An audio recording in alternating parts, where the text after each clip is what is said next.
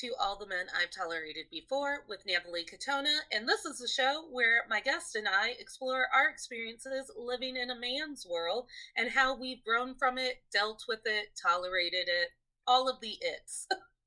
Today's guest is Darcie Darko, who I discovered through her love of horror and the power of Instagram. We're I love the internet. I always plug that. I'm like, if you can be positive on social media, you will make friends. Don't be the person not making friends. Totally. We're going to be speaking about experiences, training in professional wrestling, and having a love of wrestling in general. Thank you so much for being here, Darcie. Thank you so much for asking me to be here. This is so fun. Thank you for giving me a reason to spend my work from home lunch watching women of wrestling. I love to hear it, okay? Anybody watching wrestling, especially women's wrestling, I'm like all for it. The last time I was watching wrestling, it was at my favorite board game bar, and we had just gone to play board games. That sounds really fun. We don't have one of those. Oh, it is really fun. Shout out to D20. I think I'm going to be there on Thursday, but by then this episode, it's a whole thing. We work in the future, but also the past. So I was there, and we were just going to play board games, and they happened to be streaming some sort of wrestling, like, big event. Like, it was a big series finale or something. Do you remember what time of year? Like, what month? It was like winter 2 years ago. It's probably WrestleMania. It probably was WrestleMania. Was it in well, there's Royal Rumble's a really big one, and that's in January, and then the really big one's WrestleMania. It's usually in April. Okay. All right. But I mean, who knows? Who knows? A lot of crazy things happen. So they were screening it like on their wall. And I would just be like playing my board game and then just like looking at it because I get hyped when people get hyped. And then I was like, do you think those two dudes are going to kiss? And then the owner's wife was like, I really hope so. I'm like, I'm crossing my fingers. That's where I want this to end up because I love men in sparkly outfits grappling one another. And then I literally just wanted to turn into like an erotica. I'm like, right? Oh. Maybe we kiss. I don't know. Never know. It's kind of funny that you say that because there's a female wrestler. Her name's AJ Lee. She doesn't wrestle anymore, but her husband, CM Punk, was wrestling like his first big match in 7 years, and she was on Twitter, and like she got like a screenshot of them two like close, and she goes, "And now kiss." So like I feel like I just loved it because I'm like AJ's like letting us all like. You know, she's giving us the okay, you know, like we all want it. Just please kiss. Just do it. Like, wrestling should have been my sport of choice. My sport of choice is hockey. I love senseless violence on ice. Yeah. But there aren't very many moments in hockey where I go, and now kiss, because they're really into just destroying the other person. Yeah. But with wrestling, there's like an intimacy to it. I'm like, okay, you're just like holding him just so, and now kiss. Right? So what got you into wrestling? So, I got into wrestling kind of at like an odd age, for my like age group because I grew up like, I'm 32. So I grew up in like the Attitude Era of like WWF stuff, but like I didn't have any, I was one of 3 girls. So like, nobody in my family watched wrestling. And then I was at a sleepover. It was at a hotel sleepover. John and Briar, 6th grade. I'll never forget. Like there was 4 of us girls. And it was like the middle of the night. You know, we're up late, you know, because her like mom worked at the hotel. That's like why we were there. It's like, I guess it's like not inappropriate to say that at 6 years old, we were at a hotel party, but it was like, you know, just a sleepover. But, wrestling came on the TV and I was like, I saw Mankind who like wears a mask and I was like, who is this? What is this? And they literally just like, all 3 of them were into it and they all told me like everything about wrestling. And I just like left there like in awe. And it's funny because I still talk to one of them is like still my really good friend, but she actually moved to Pennsylvania Mm-hmm. in middle school. So, but the other two stayed, like, we're in my high school the whole time. They didn't, nobody else watches wrestling and nobody continued, just so you know. It was It's like, just me. just me. I was like, guys, don't you remember you let me into this? And they were like, oh yeah. They're probably like, yeah, we made her crazy. But yeah, so like then from there on out, it was like pretty casual because I really didn't have, they weren't like my best friends weren't like super into it. You know what I Mm-hmm. mean? So like I would just watch it like, and also like Raw's on Monday nights. So like Yeah. obviously like I would be home just like alone or not, you know what I mean?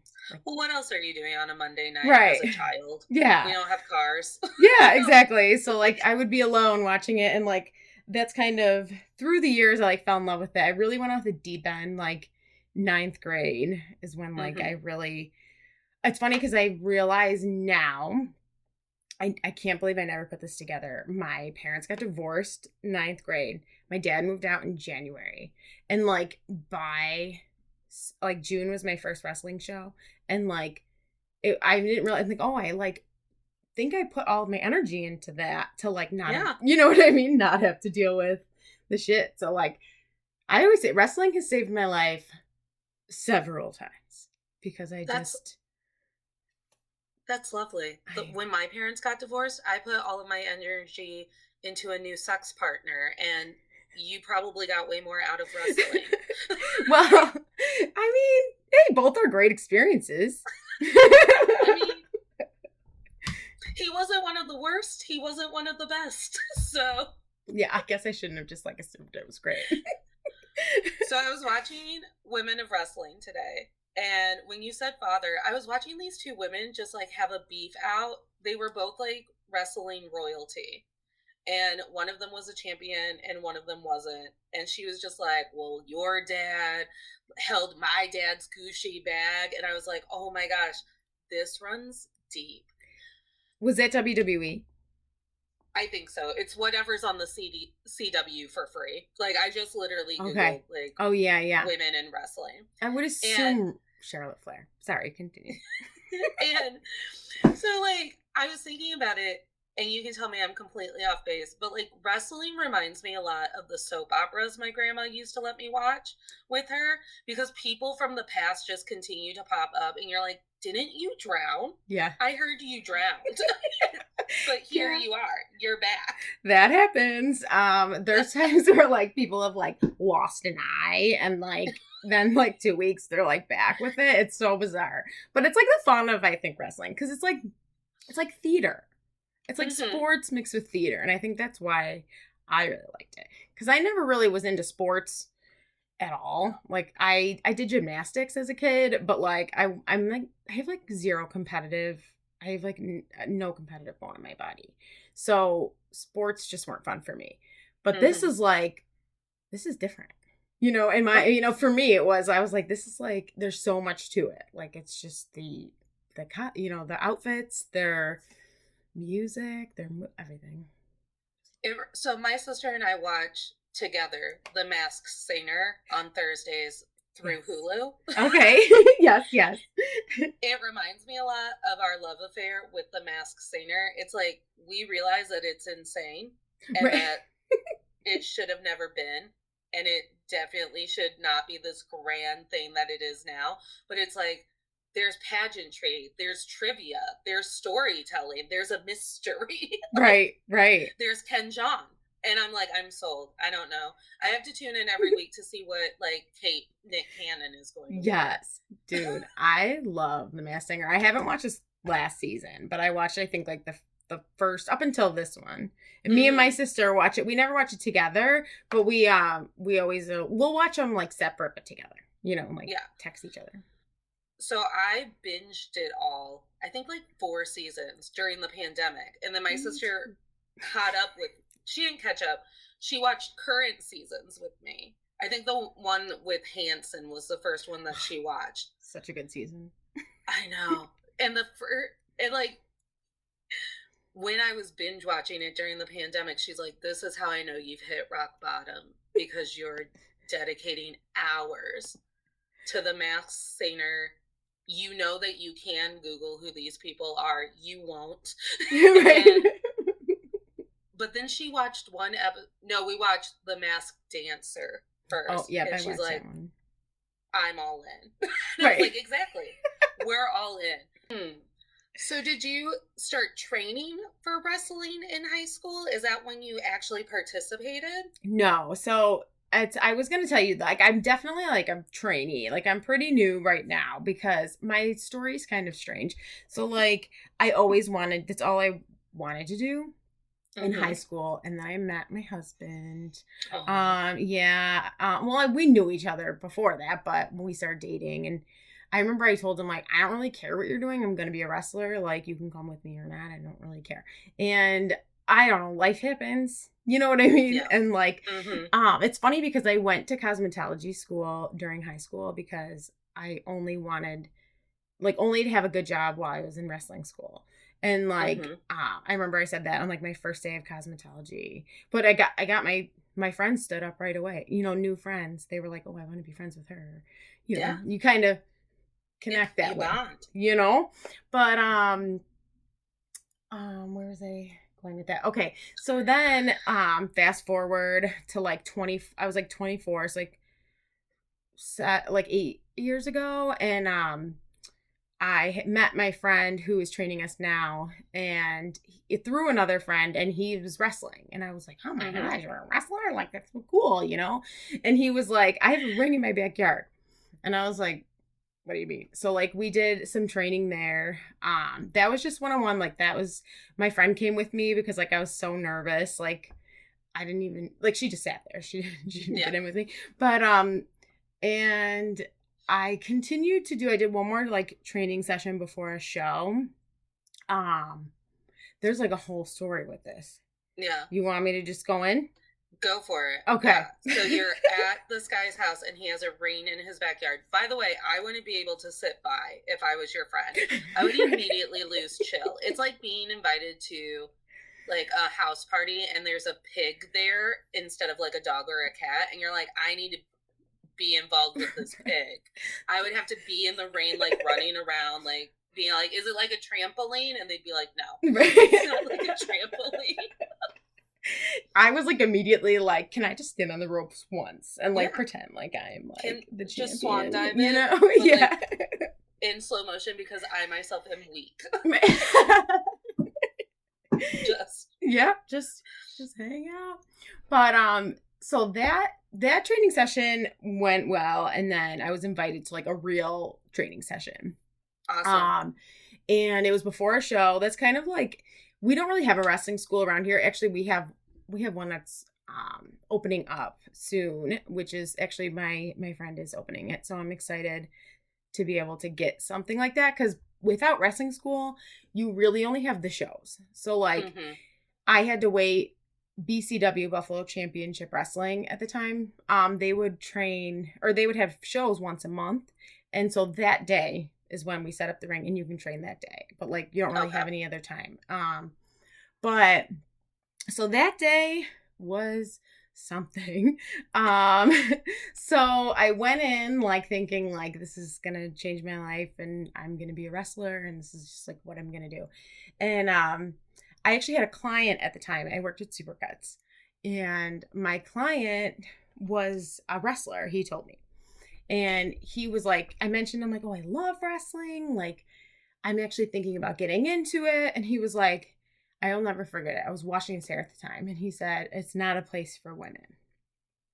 And I was like, okay. You know, and like in a hairstylist position, like you can't just really go off the way you want to go off.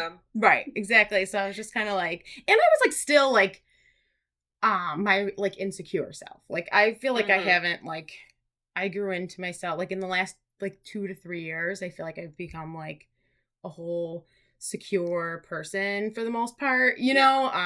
And I really did struggle with a lot of insecurities back then. So I don't know if I would have stood up, especially with it being wrestling, because wrestling is very cliquey. And there's a lot of drama, you know, stupid shit. The pageantry. Yes, exactly. So while I was training, this man, turns out he was booked for the show. I honestly can't even remember his name, and I'm happy because I don't need him in clout. He ended up being on the show. And he was like, came in while we were training, and he completely didn't acknowledge me. Mm-hmm. Yeah. Oh, my whole body. Mm-hmm. Like, I wanted to say something for a second, like, oh, hey. And then, yeah, he like totally blew me off. And I was like, okay, like, that's weird. And I don't, like, it's funny because I didn't even think about how much that bothered me until I really started thinking about this podcast and like my whole experience.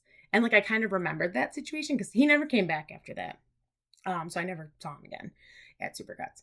But, and that, so I trained, it was great. Like, I really, like, at the time, I had just lost, like, a lot of weight, and, like, I was really in shape.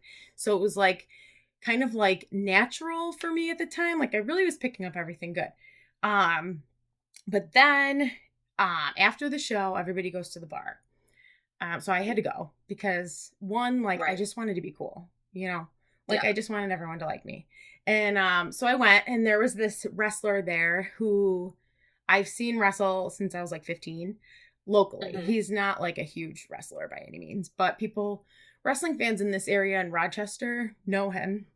So I was like, okay, cool. Like, I'm like, I was never like a huge fan of him or anything, but I'm like, this is kind of neat. We can talk, whatever. Well, when I was leaving the bar, he smacked my ass. And no, he didn't. Yeah. Yeah. And I was like honestly petrified. Like, I didn't know what to do. Like, I turned around. It was a super crowded bar because they always like plug the bar.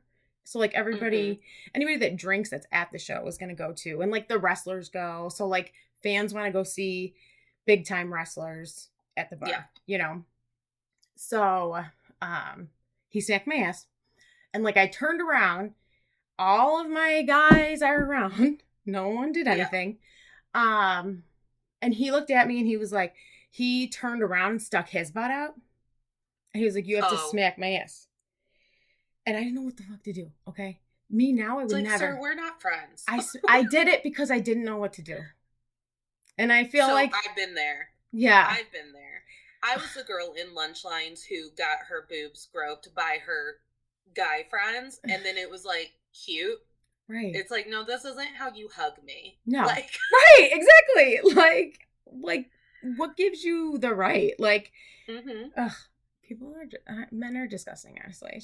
I don't mean to like us going on. They're not all, obviously. I mean, I have a good one. You married one. Yeah, so they're not all bad.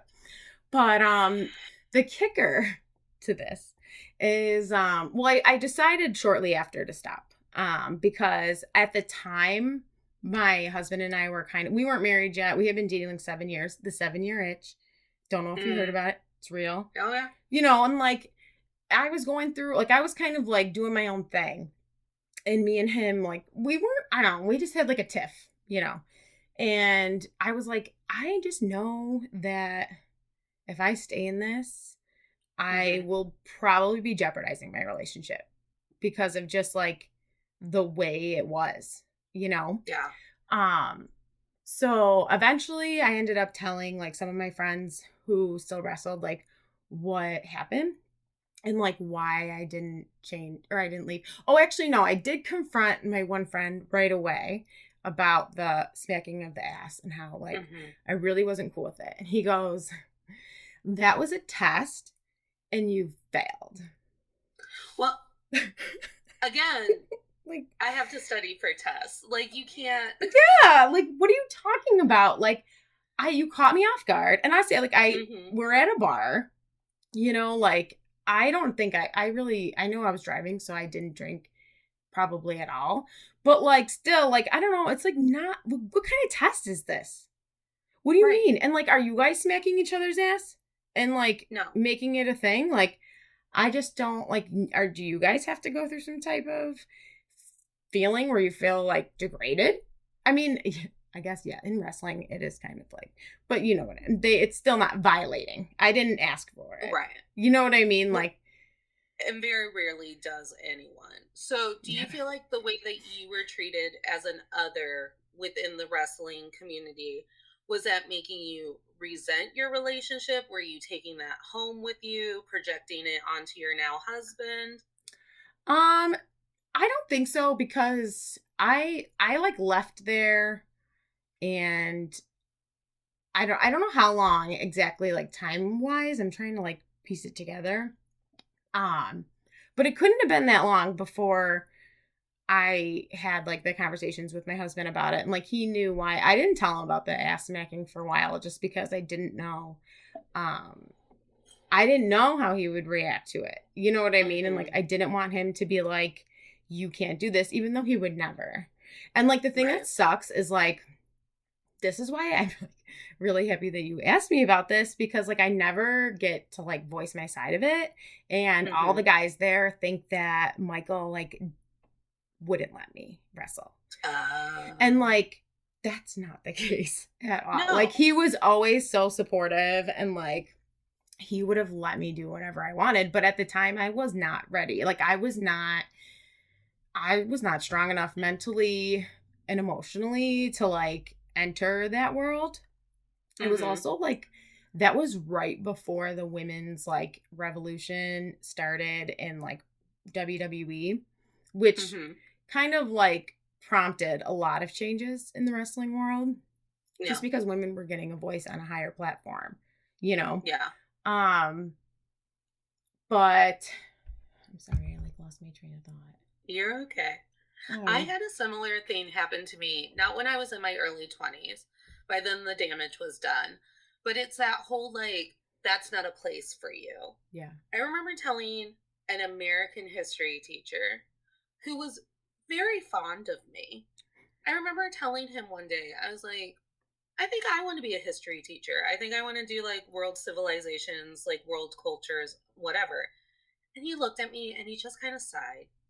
And like, I think he was even trying to tell me this because like he was fond of me. He was like, they only hire guy history teachers because we need more men in education. And honestly, they only hire us so we can coach. And I'm like, you don't even coach anything. He goes, but I used to. What? That is Yes. crazy. Now that I think of it, all my history teachers were men. See, and so at least you still went because when I was in my early 20s or in my teens or whatever, as soon as it was like voiced out loud, no, no, no, that's not for you, it like made a rule in my head. And then it's an immediate block like, Yeah. oh, no, no, that's not for me. Right. That's not for me. Yeah. And that's I like would argue that it was but at the time it wasn't like I wasn't seeing like the women that were on TV at the time. They're great wrestlers. Don't get me Hmm. wrong, but it was the way they were booked. They like they kind of stopped it by my 20s, but like when I was younger it was like bra and panties matches. I don't know if Yeah. you know. Yeah, like mud wrestling. All of the women like were kind of just like they were like a sideshow at the time. Hmm. And so it was a weird time until like 2015 when like a lot of women started coming up and like they were amazing and like they were getting the time. Before that I honestly didn't identify with that many female wrestlers because I didn't feel like they were like me.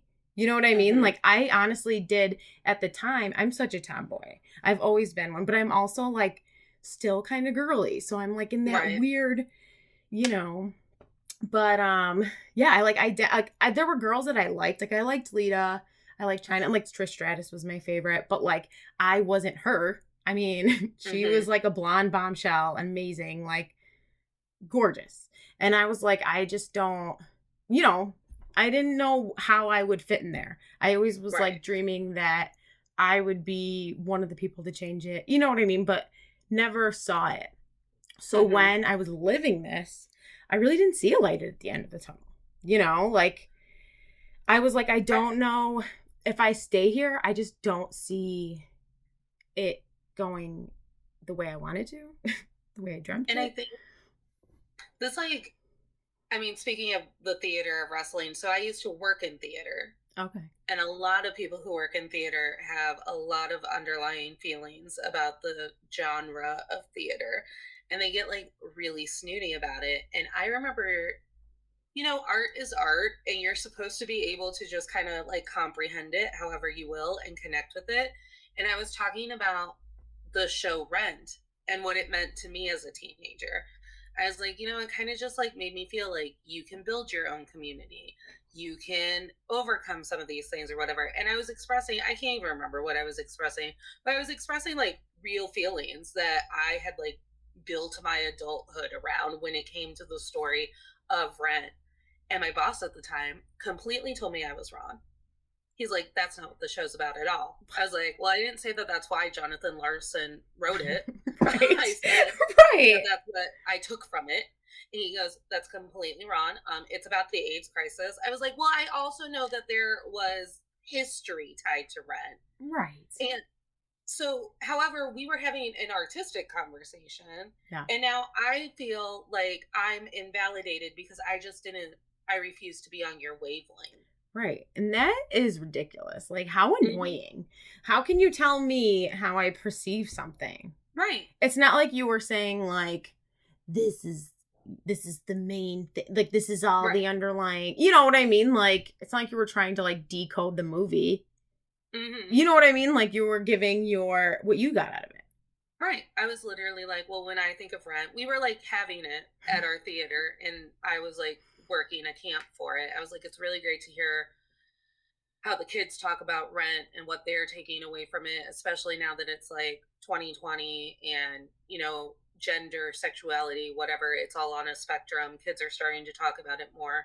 And then, like, here I am just trying to vibe with these kids who are just trying to figure out their way in the world. And then I'm a 30-year-old still being told, like, I don't believe anyone asked for your thoughts because we've already established what the correct thoughts are. I've already established. Ridiculous. I can't.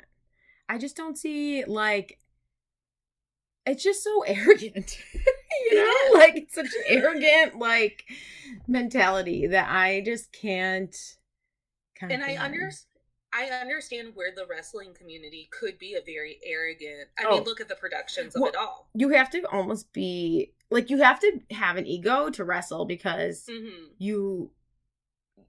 because it's all about, like, you kind of, like, you're putting, or at least you have to pretend.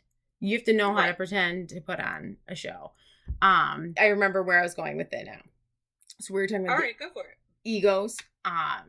Wrestlers, like, it is, because you almost, like, have to market yourself. Especially, like, you start in independent wrestling and you go up and, like, you have to you want to stand out. So, yeah, you see a lot of arrogance, unfortunately. Like, I feel like it's getting better. Like, the old school generation of wrestling, like the wrestlers that came up in the 80s and 90s and even the 2000s, like early, were very big partiers. They were very big on tradition. They were big on, like, like, I don't know, just doing whatever, any, like, ritual, like, thing to, like, hazing, I guess, maybe it was a way to put it. But then now I feel like we have, like, a generation of wrestlers that have seen what happens to them when they, like, all of those wrestlers, like, can't wrestle anymore because they've either had too many concussions or physically, like, unable, where, like, now a lot of wrestlers, like, taking care of their bodies and, like, doing a lot more. Like, it seems like, I know that's not technically, like, really what we were with the ego thing, but I do feel like there's a balance that kind of came in the more recent years. Like, do you know what I'm saying? Yeah. I also think it's really not easier as a person who has to market themselves and sell their podcast. I wouldn't say that it's not easy or it's not still work, but I was just watching The Decline of Western Civilization, and it's a documentary about metal music. And I was recording an episode of Traversing the Stars with my friend JD and his wife. And Trina, I should name her. Fuck, I have a feminist podcast. and we were talking about metal music, and I was like, okay, so Bret Michaels and these wrestlers had to literally stand on the street and probably hand out fucking flyers to get people to their matches. Right. So you have to have that gravitas, that, like, big, like, you want to fucking come to my show, you want to watch me destroy him. And then, like, all of that story building has to happen in like little vignettes in between matches, and also just like out in your real world. Like Hulk Hogan was always Hulk Hogan. Right. Yeah. Thankfully, like they call that kayfabe when you keep your character and you stay in there. And like thankfully, a lot of that has I don't know what's better, I guess. Like, but I feel like we all know now, like with the internet, it's like, you know that these are characters, you know, and it's not their personality. But back then, yeah, they were you couldn't, if you were wrestling somebody, you couldn't be seen in public with them. Now, like, people go out to dinner, you know, do whatever. They don't really care. Maybe in like a huge storyline, they won't. WWE might tell you not to, but for the most part, it's pretty like more open about that, which is nice. So now you're back and you're training again. How has that?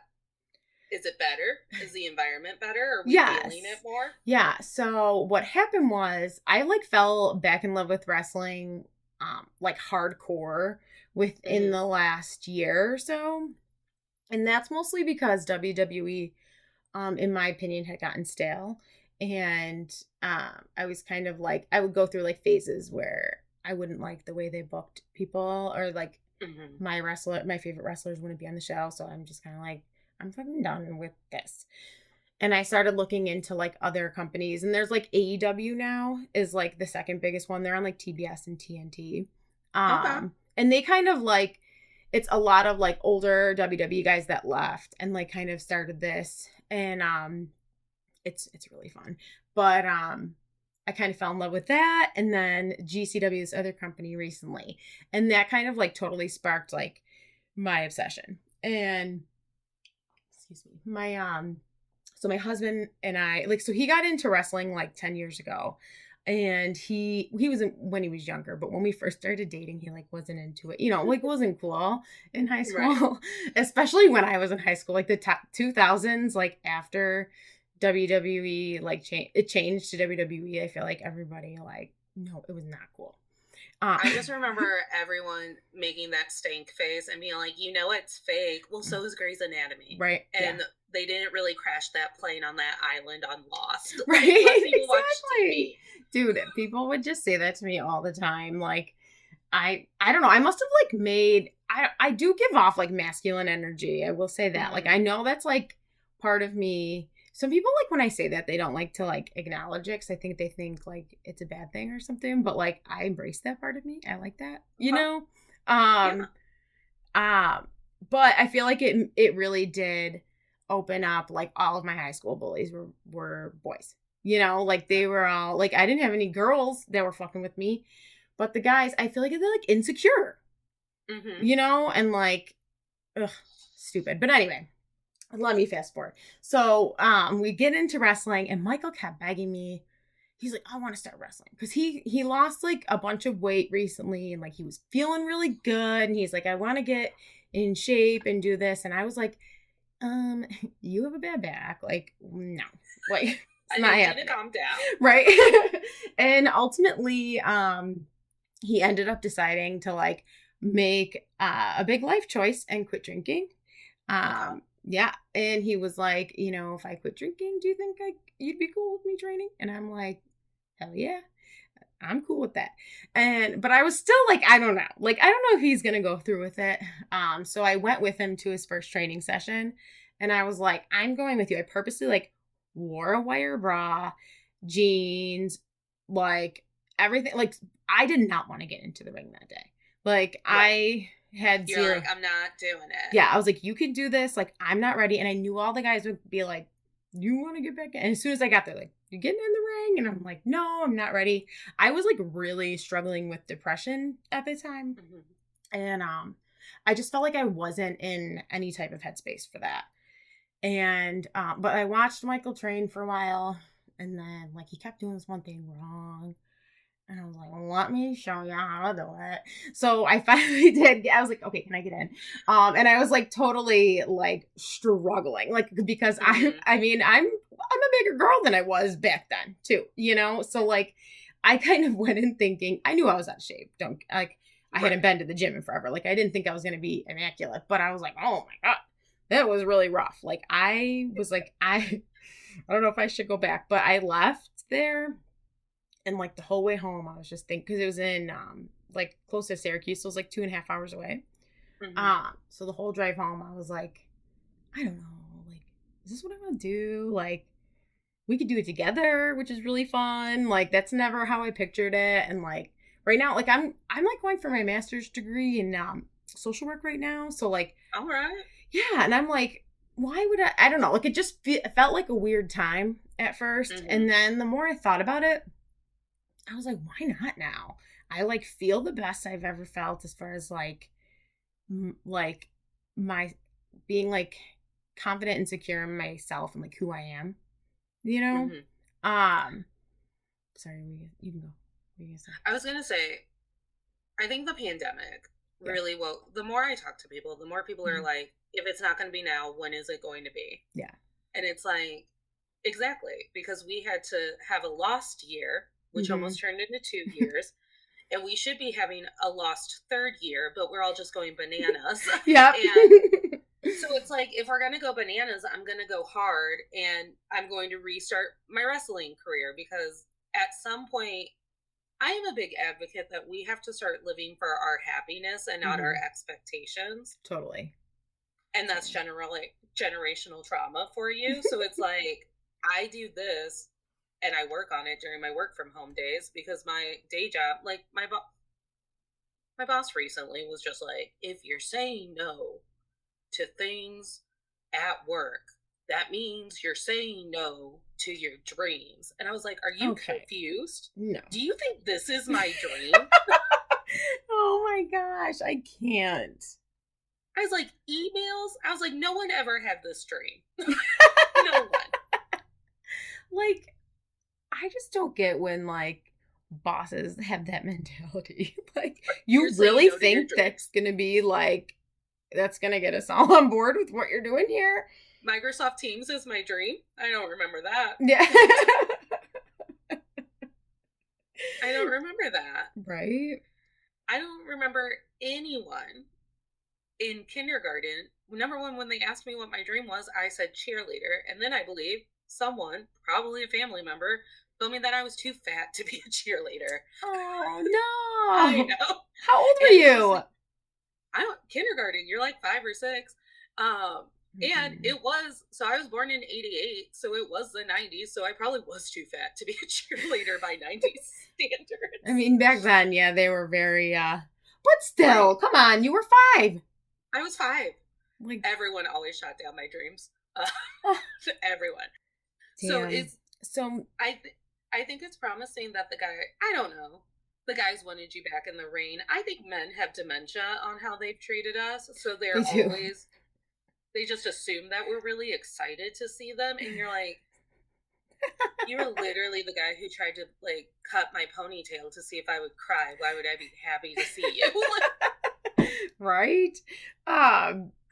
Thankfully, I will say the 2 guys that I knew there they're good guys. I don't have any beef with them. But then I will say, while I was there, which is funny, the difference, right? I was training, when I was in the ring, I was like in there for like 5 minutes, and the one guy that like runs the place happened to walk in, and he was like, is that a girl worker? And I was like, I'm not working. I'm just having fun. I don't know. I'm not a wrestler, you know? And he was like, he told me when I left, he's like, we really need women. If you come back, we'll book you. And I was like, okay. Like, that's, I think, I forgot to add that part. That was like, I left. That was like the last thing he said to me. And on the way home, I'm like, is this what we're going to do? So I ended up going, I started working out right away, and then went back in November for a full training session, or December. And that was, well, you're going to like this one. So it started out great, right? Like, everything was great. I didn't feel like there was anything really, the misogyny wasn't really happening from what I saw. I had like this little segment where this one wrestler, he was like basically going to be, it was for a different promotion. So it wasn't going to be on the show at night. So it was before the fans got there. And he was like, I have to, he goes, I'm recording this like dark match thing on where the other guy's going to cash in and like wrestle me for the title. He's like, but I want to be doing something before he comes out. He's like, so I'm going to have you pretend like I'm a trainer and like I'm going to be like yelling at you. And then like the guy will come out and like, you know, whatever. And then I leave. And it was like so nerve-wracking for me. My face wasn't even on the TVs or like on the camera. So like that was nice, but like I like had to get in. I had to speak, and it was like nerve-wracking. I didn't eat that well that day. Like I don't think I ate enough. I wasn't prepared for like the intensity of the workout. Like I didn't think anything. Like, I just didn't cross my mind. Like I didn't have enough food here.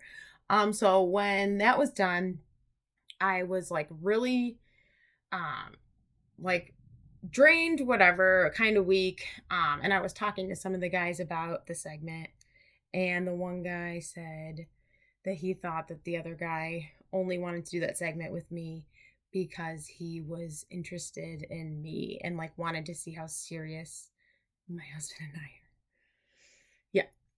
That guy, I don't think that guy felt that way because he was very, very, like, he kept apologizing to Michael, being like, I didn't mean those things I said in the ring. Like, I was just for the show. And, like, Michael's like, I get it. Like, trust me. Like, it's fine. And, like, he, like, at the end of the night, he was like, you guys are, it's so cool that you're training together, like, power couple. So, like, I don't think that was his intention. That sounds like projection on the other guy's part. And it really fucked me up. Yeah. Because at the end of the day, we're still just boiled down to like, well, do you want to fuck me or not? Right. Like, do I get to be here because you want to fuck me? Right. Exactly. Or do I get to be here because I'm talented? Right. Like, right. And it's like, I went to the car and I legit had like the worst panic attack I ever had in my life. Like because I think like I was immediately like brought back to like that feeling. Yeah. And like I kind of mentioned this to you, and honestly it was that day I thought, me and Michael were talking about everything. I'm like, I think I have an inferiority complex with men. I think because I've always been in like male dominated industries are like my interests, like horror, wrestling, like the punk rock world, like everything. It's like mostly men. And I've always had to, even like my best friend growing up, he's apologized. We've like had like nice, like therapeutic talks. But he was like, you know, I was the younger girl around the street, and like he would kind of like be a dick to me sometimes. And like it would be funny to be a dick to me in front of his friends, you know, and like that kind of stuff. Like I feel like it kind of like built and built and built. Yeah. Like through high school, I had to be tough because I didn't want these guys to fuck with me. So like I just kept doing it. And like I didn't even realize like it's gotten bad. Like one time in undergrad, I like yelled at this man, this like who was just like giving an opinion, but like his tone of voice, I thought he was like attacking what I was saying. And like that's like one of the things I thought of after like I reflected. I'm like, I kind of snapped on him really for no reason, but I think I'm just so used to men like wanting to tell me that I'm wrong. Yeah, like wanting to combat anything really. So when I was younger, that was very much my ammo. I wasn't conventionally pretty when I was younger. So I was either your clown best friend and we were razzing each other all the time, or I was physically hitting you. Like I have an ex where my sister, when we were just friends, we weren't even like fucking around. She would tell me all the time, she's like, you have to learn how to keep your hands off of him unless you're doing it in like a way that's actually gonna make him like you. Because I like just slap. I hit him with my purse one time. Like it was just that like, well, if I'm not gonna be fuckable, I guess I'll just beat all of your asses. Right. The flip side is being an adult who just like keeps you behind like a glass pane where it's like, we're interacting, but there is definitely like a WandaVision force field between the two of us. Oh yeah. And I think it comes from like we are so used to having to earn our place that we immediately jump into, well, let me prove to you why I have to be in the space. And they're like, well, yeah, we invited you into the space. We asked you to come here. You RSVP'd, yes. So we didn't need you to, you know, That's really so true. Just prove it, because we just kind of asked you to come over. Yeah. I mean, dude, I get it, because like I've been a dick to a lot of friends of mine, like guys. I'm like never really, well, I can be a dick to everyone, but I feel like, yeah, guys, I'm like, I don't know, like I just have this, I'm definitely getting better. Like I'm trying to work on it, you know? Yeah, we're all trying to work on it. But that like sent me bad. That's like what made me realize like, wow. And I am actually, it's so funny. I'm getting a new therapist. I've had like really bad therapy experiences, which is even worse because like I'm in the social work field. So like you would think, like I kind of like know when it's not good, but it's a nightmare to find. I'm finding someone because I was like, I think I need to deal with this shit. But it's like dating. Like you literally have to like sit down. It's like going on like a Match.com date. And it's like, I found you on the internet. You found me on the internet. I am very lucky. I was recommended my counselor. She is amazing. She puts up with all of my bullshit. Yeah. Good. I'm glad that you're happy with yours. Like, I can tell her anything. I can be like, the moon told me. And she's like, yep, the moon told you that that's why your ex, that's why you texted your ex, because of the moon. And I'm like, yeah, it was the moon. It's weird. She sounds like a good therapist, honestly. Yeah. She's the best. Yeah. She's the best. She listened to a couple of episodes of this and then went, it almost feels like inappropriate. And I was like, or would it really save us a lot of time? Right. Because then now you get to see. Can we talk about episode 5? Like this just like little tiny segment. And like I think I connected it to why you date narcissists. Like I think I found it. That would be nice. Yeah, can you, that's a good idea. Could you actually, we'll skip the sessions. You listen to what I have to say. Why don't you tell me what I have to do right? Tell me what's wrong with me. Right? Could you just listen to my radio show and then be like, there it is. Yeah. Tell me where the issue is, because you'll probably find it, right? And I think it's so weird because a lot of lip service that we get as women is it's so much better. And I always say like the underlying thing of it is like, we let you vote now and spend your own money. Right. Seriously. And it's like, I guess that's better, but you could also not demean me. Right. Yeah. While I am trying to try out something new. Right. Exactly. Ugh. Yeah. Are there any more behaviors of men that you've had to tolerate through wrestling that you would like to highlight? I think I got them all. I mean, the rest are honestly like good experiences. I don't want to like, I really don't, they might listen to, I don't know, somebody might listen to this. I really do. I don't want it to all be, I don't want it to seem like all of my experiences were like that, because like I said, like wrestling is something that's always been like a staple in my life, and it's like gotten me through a bunch of shit. And like I've made a lot of really great friends through wrestling. But yeah, it's just actually wait, there's one. And this is just being a fan. So this is good. I feel like comfortable. I'm not like gonna be like throwing anyone I like under the bus. But he this guy, so I was at like a party, a SummerSlam viewing party, and my favorite wrestler is Sasha Banks. She happens to be Snoop Dogg's cousin. Yeah. Snoop Dogg's going to the Super Bowl. I'm super stoked. I know, me too. I can't wait. But like this one guy said to me, well, at the party, there was one other girl there. Well, I have my one girlfriend, but she doesn't watch wrestling. So there was one other wrestling fan there that was a girl. Mm-hmm. And I was going on because this one guy there, that's one of my friends, like he does not like women's wrestling. He just is very open about it. I won't really talk much with him about it because it's irritating to me, and just like, you're a pig. really, for saying that. Like, especially in a time when women's wrestling was being like seriously showcased. But this one girl there, she was like, I don't like women's wrestling either. And I was like, oh, it's a pick me moment. Yeah.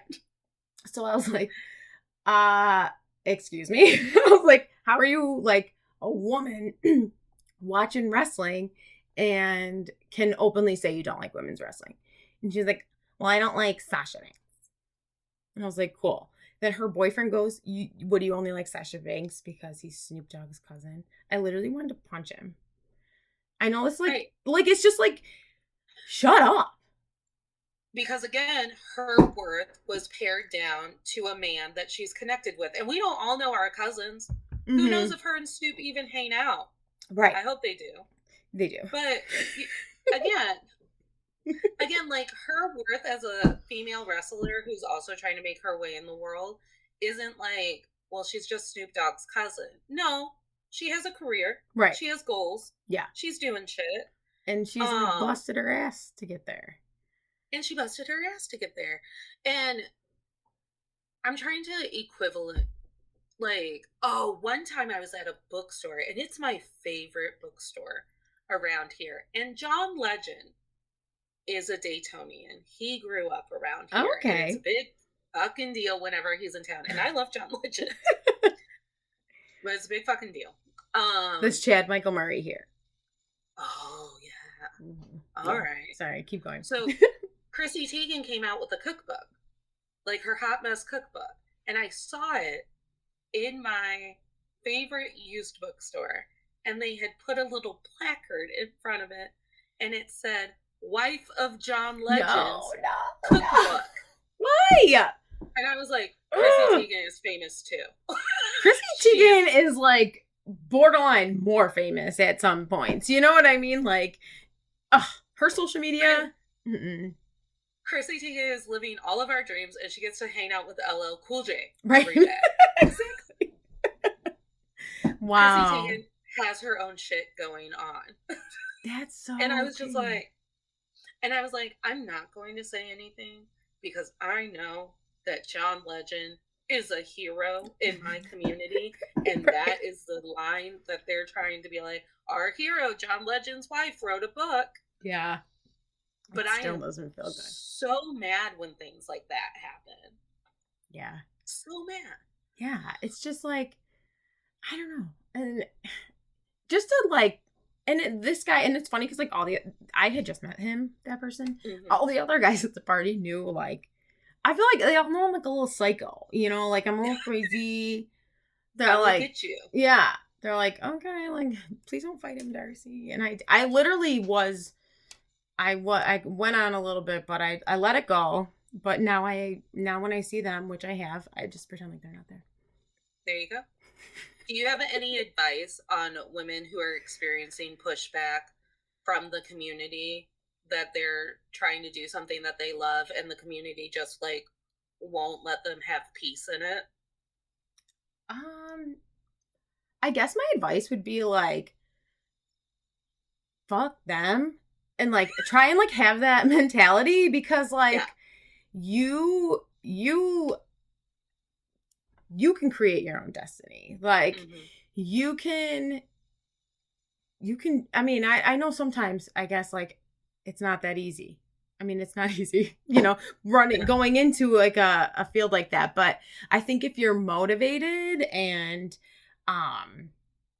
if you really keep true to yourself is another thing. Like, I feel like this time around, like, I'm totally comfortable training because at the end of the day, if somebody decides to like degrade me or like say something like rude, like I'm just gonna tell them to fuck off and I'll leave.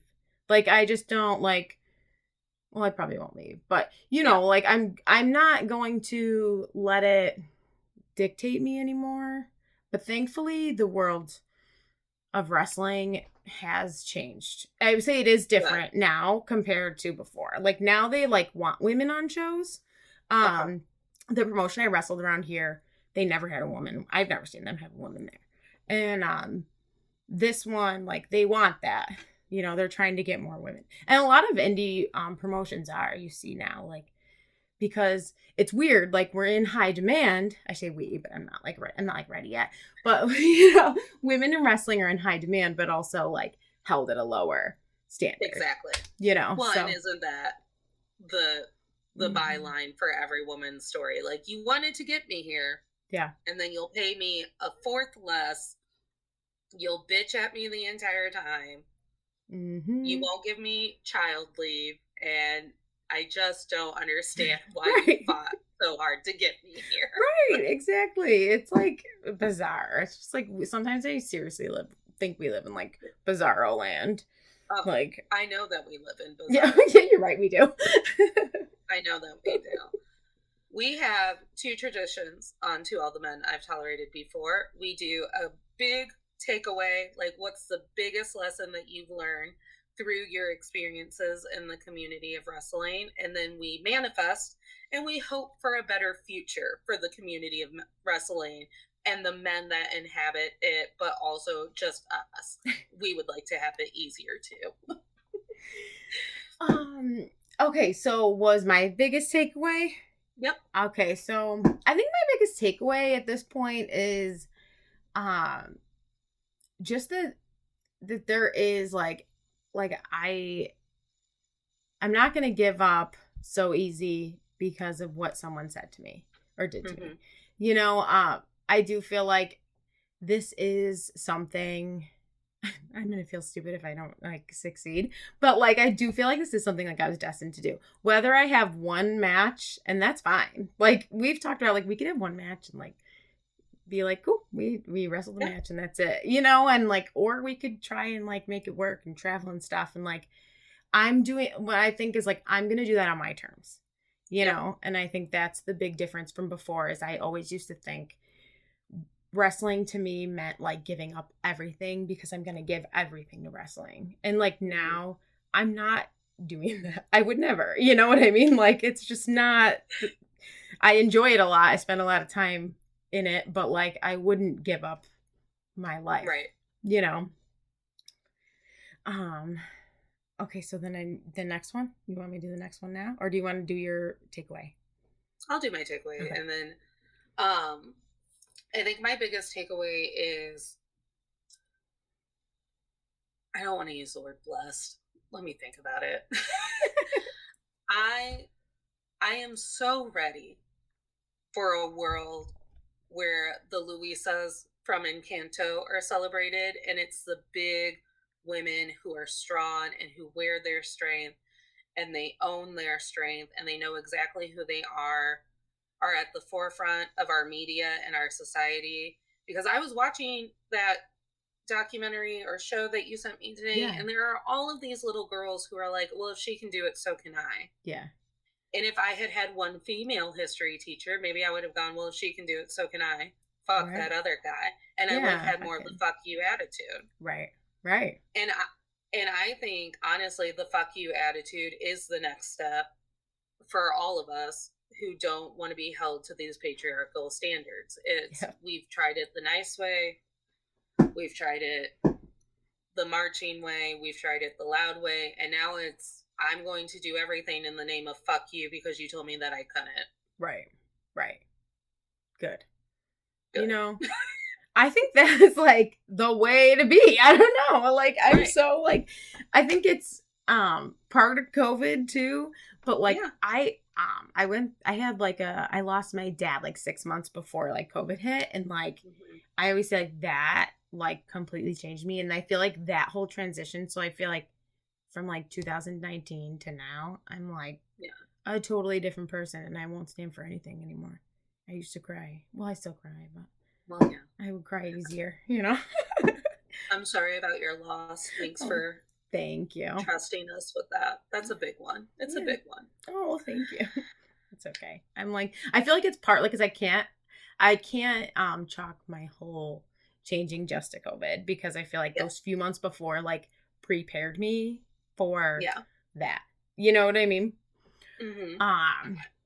But okay, so like for my manifestation, I would I just want to see more women in wrestling. Like I would like to see The promotions that I go see shows at locally have more women booked on their shows, or even have a title. Actually, that GCW company that I love, they haven't had a women's title since 2016.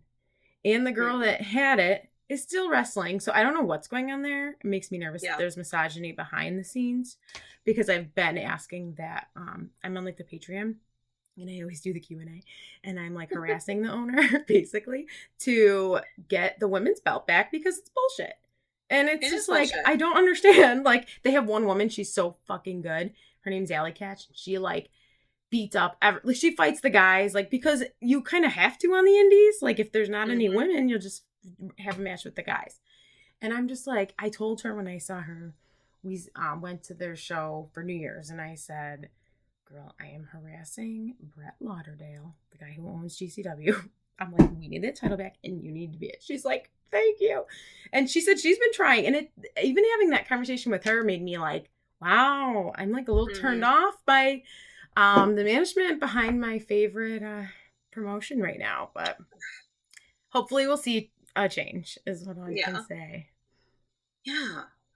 I mean, my manifestation, I think, for just any woman who is keep trying something new, but also, like, I hope that it gets to the point where we have support systems in place when things like that happen. Like when a guy slaps your ass in the middle of training, and instead of that just being chuckled because that's the norm, someone goes, bro, it's not how we fucking do it here. Right. And just like end it at that. And it doesn't have to be like a huge movement. Yeah. It could literally just be like, bro, it's not how we fucking do it here. And there be more instances where we're having healthy, like, this is why we don't do it here conversations, until it can just be that's not how we run things. And I think that's what turns off women the most when they are put in dangerous situations in their hobbies. It's because it's like, well, it's just me. It's me at the gym just trying to walk to my car, and no one's going to stop and help me if someone gets ugly. Yeah. I mean, that is the fucked up thing, is a lot of men don't, I feel like a lot of men don't, like, do feel like similar to how we feel. I do think that, but I don't think they will stand up to their peers, unfortunately. No. So that's the homework for all the tolerators, is to make sure that you do one thing until the next week's episode where you helped a fucked up situation, and you were the person who went, not one more time, not one more minute, not one more word. Yeah. We're done. Yeah, we need more of that. Yeah. All right. This is where you get to brag, and you get to tell all of the places that people can find you and connect with you. Okay. So I'm on Instagram as Darcie Darko. It's DARCIE. And then I'm on Twitter. It's like a baby Twitter. I just started it like a few months ago. It's Jungle Girl 666. It's because Jungle Boy is like one of my favorite wrestlers right now, and I gotta add the 666 to keep it satanic. But I also am. My husband and I are starting a podcast. It is the Super Kick Party Massacre podcast, because it's a little mashup of my favorite tag team and one of our favorite horror movies, The Slumber Party Massacre. Yeah, so that's kind of how we came up with that. And I mean, we're still like, this is a big step because I'm using my microphone, so like you asked me this and I'm like, okay, like this is like a push. This is a push I needed to like finally get us like going. We just got our mics like 2 weeks ago. So yeah, we're working on that. We'll be a horror and wrestling podcast. And then I have an Instagram too. So, and the Instagram is I think it's just Slumber Party Massacre Pod. Let me, because it's really not that popular because we don't have any episodes yet. But yeah, it's just the Slumber Party Massacre. It's like the username. Hell yes. I love it. I honestly, like, as a single person for life, I really do love it when couples do podcasts together, because you just get like little like snippets of their marriage too, and it's like, ooh. Yeah. Yeah. I don't know. I don't know how it's gonna go. I think it'll be good. Well, we think we have a lot of, we say I think we have good banter, and like we don't always see eye to eye. So like, there we go. Yeah, so that's like the nice thing. Like, yes, we're both like super into wrestling and horror, but like I like 80s slasher or like monster movies, or stuff like that, where he's more like, he likes like the most fucked up shit. Like he likes like the grossest, the nastiest that you can find. He's like, yeah, give me it. Loves it. So it's kind of funny. Like, we're like not always the same in that. And even in wrestling too, like our favorite wrestlers, we always argue. We argue between Bret Hart and Shawn Michaels. He's a Bret Hart fan. I'm a Shawn Michaels fan. But well, what are you gonna do? There you go. All right, well, tolerators, you know the drill. You have to make sure and like and subscribe, or else you don't know when new episodes come out. You have to leave a 5-star review and a comment about why you like me, so I get validated once a week. Our Instagram is at Men I've Tolerated Pod, and my Instagram and TikTok is at Natalie K124. And don't forget, and it is my goal this week to schedule it, but we are moving to All the Men I've Tolerated Before to Fireside, where you will get to watch the show that I'm recording for the podcast live, maybe do some Q&As afterwards, maybe share some shit you're tolerating and get advice. And we're very excited about that. And I am hoping that that's being done by the end of February. That's exciting. I was gonna do mid-February, but like literally the day that, because I'm thinking about doing it on Mondays, like it was like Valentine's Day. I was like, well, you really can't just monopolize the world's Valentine's Day. Just because you're single doesn't mean that you should just put yourself on a phone and be like, who wants to hang out with me? Right. I mean, I wouldn't think anything of it. Valentine's Day. Blech.